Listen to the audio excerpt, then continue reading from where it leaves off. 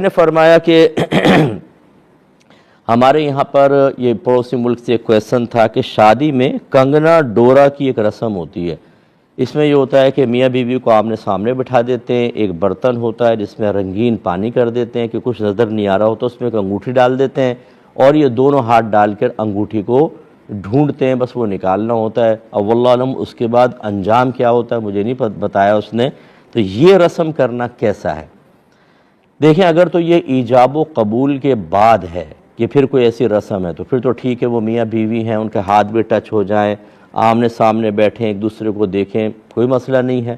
لیکن اگر یہ ایجاب و قبول سے پہلے کوئی رسم ہوتی ہے تو پھر یہ بالکل شرعاً حرام ہے، کیونکہ ایک دوسرے کو دیکھنا شادی سے پہلے منع ہے۔ صرف ہاں یوں دیکھ سکتے ہیں کہ اگر نکاح کرنا ہو تو گھر والے تصویر دکھا دیتے ہیں، کبھی سامنے لڑکی کو دکھا دیا جاتا ہے تو اس پہ ایک نظر ڈالنا کہ تاکہ بعد میں محبت پیدا ہو، موافقت پیدا ہو، طبیعت کا میلان ہو جائے، تو یہ شرعاً جائز ہے۔ لیکن یہ نہیں ہے کہ منگنی ہو جاتی ہے، جیسے بعض لوگ گھومنا پھرنا شروع کر دیتے ہیں، باقاعدہ مطلب چیٹ ہو رہی ہے یا ویڈیو کال کر رہے ہیں، یہ سب منع ہوتا ہے، بھی وہ اجنبی عورت ہے۔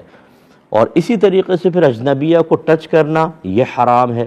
شادی ہونی ہے تو الگ بات ہے، لیکن یہ غلط ہوتا ہے۔ تو اگر شادی سے پہلے ہے تو ناجائز، اور ایجاب و قبول کے بعد ہے تو بالکل جائز۔ پھر انہوں نے آخر میں کہا تھا کہ اگر یہی کام کوئی عالم دین کرے تو دیکھیں، بعض ایسے احکام ہوتے ہیں کہ جو عوام کے لیے الگ حیثیت رکھتے ہیں، علماء کے لیے ان کا حکم تھوڑا سا بدل جاتا ہے کہ علماء کے لیے رعایت کی صورت ہوتی ہے، عوام کے لیے نہیں۔ لیکن اس قسم کے مسائل میں شریعت دونوں کے لیے بالکل برابر ہے۔ کسی عالم دین کو بھی حق حاصل نہیں ہے کہ اجنبی عورت کے ہاتھ پکڑے یا وہ مطلب اس طریقے سے غلط قسم کی شادی میں رسومات کو ادا کر کے، بلکہ یہ زیادہ خطرناک ہوگا کہ اس کا یہ عمل دوسروں کے لیے جواز کی دلیل بنے گا، اور لوگ کہیں گے جی فلاں عالم صاحب نے بھی تو کیا تھا، اگر ہم کریں تو کیا برا ہے، اور اس طریقے سے برائیاں عام ہوتی ہیں اور ان کے لیے بہت بڑا گناہ جاریہ ہوگا۔ تو یہ عالم کے لیے بھی شرعی طور پر جائز نہیں۔ کویسچن کیا تھا کہ شادیوں میں بعض اوقات انجوائمنٹ مستی کے نام پر کرائے پر لڑکیوں کو لایا جاتا ہے اور وہ سب کے سامنے ڈانس کرتی ہیں، کیا حکم شرع ہوگا؟ دیکھیں، یقینی سی بات ہے کہ عورت کو تو جسم پہ نگاہ ڈالنا ہی حرام ہوتا ہے۔ یغضوا من ابصارہم حکم موجود ہے کہ اپنی نگاہوں کو جھکا کر رکھو، اجنبی عورت کو اس طرح نہیں دیکھ سکتے ہیں۔ اور پھر وہ بے پردہ دوپٹہ تو ہو گئی نہیں سر کے اوپر، اور پھر ڈانس اور مستیاں، اور اس کے اندر پھر کیا کیا حرکتیں ہوتی ہیں وہ سبھی جانتے ہیں۔ تو اس کے حرام اور گناہ کبیرہ ہونے میں تو کوئی شبہ نہیں ہے۔ اور جتنے مجھے دیکھ رہے ہیں میں گزارش کرتا ہوں، دو مقامات ایسے ہیں جس پر عمومی طور پہ ہم اللہ تعالیٰ کی گرفت کو بھول جاتے ہیں، ایک خوشی کے موقع پر اور ایک شدید صدمے کے موقع پر۔ خوشی کے موقع پر تو آپ واضح ہے، جیسے لڑکیاں آ گئی ہیں اور رسومات غلط قسم کی ہو رہی ہیں، مکس گیدرنگ ہو رہی ہے، مذاق مستیاں ہو رہی ہیں، پٹاخے پھوڑ رہے ہیں اتنا کہ دھماکے بڑے بم قسم کے، اور لوگ بیچارے پریشان۔ ابھی مجھے کسی نے بتایا کہ وہ دولہا دلہن آئے تو گاڑی کے اندر، تو لڑکی والوں نے پھر وہ گھر چونکہ لے کر گئے تو وہ لڑکے والوں نے بم پھوڑے، وہ کوئی بم پتہ نہیں کیسے اندر داخل ہوا اور دولہا دلہن وہیں جل کر ہلاک ہو گئے۔ تو بہرحال اس قسم کی جو رسومات ہیں یہ شادی کے موقع پر ہوتی ہیں۔ پھر غمی کے بعد وقت صدمے کے اندر ہم نے دیکھا ہے عورتیں بال کھول کر آ کے یوں مار رہی ہیں، رو رہی ہیں، پیٹ رہی ہیں، اور مرد سارے دیکھ رہے ہیں، اور کوئی پرواہ نہیں ہے کہ یہ ہمیں غیر مرد دیکھ رہے ہیں، اس وقت ہمیں پردہ کرنا چاہیے۔ وہ سمجھتے ہیں، ہمارے یہاں یہ سوچیں ہیں کہ زیادہ خوشی کے موقع پر تھوڑا بہت چلتا ہے، اور اگر بہت زیادہ غم ہے تو ہم اتنے بیچارے ہو چکے ہیں، اتنے بے بس، اتنے قابل رحم ہیں کہ تھوڑی دیر کے لیے صحیح قلم شریعت ہمارے سے ہٹ جانا چاہیے۔ بالکل غلط ہے۔ دونوں مقامات پر یاد رکھیں کہ ہمیں شریعت کو ملحوظ رکھنا چاہیے۔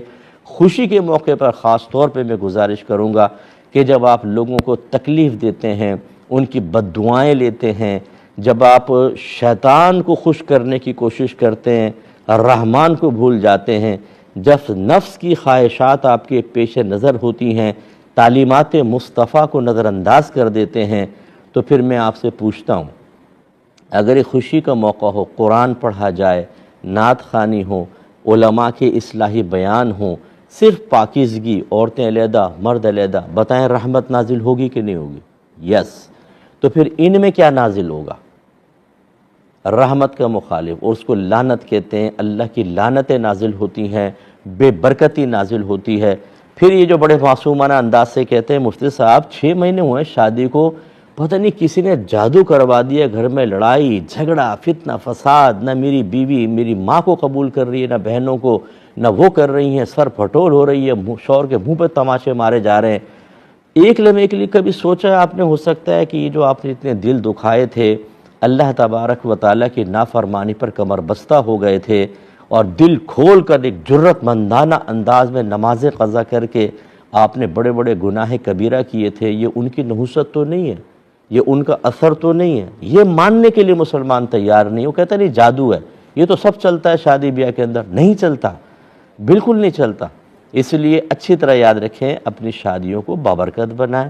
جب آپ کو شادی کرنے لگیں، اس میں آپ ایک اچھے کسی عالم دین کا اصلاحی بیان رکھیں، نعت خوانی کریں اس کے اندر، اور نعت خوان اچھے بلائیں، باعمل ہوں، باشرع ہوں، ان کو بلائیے، اور ایک پاکیزہ محفل کریں، اور پھر آپ کھانا وغیرہ کھلائیں اللہ کی رضا کی خاطر، بڑی برکت ہوگی۔ لیکن جو یہ حرکتیں ہوتی ہیں پھر اس سے بے برکتی پیدا ہوتی ہے اور نقصان ہوتا ہے۔ اللہ تعالیٰ ہمیں محفوظ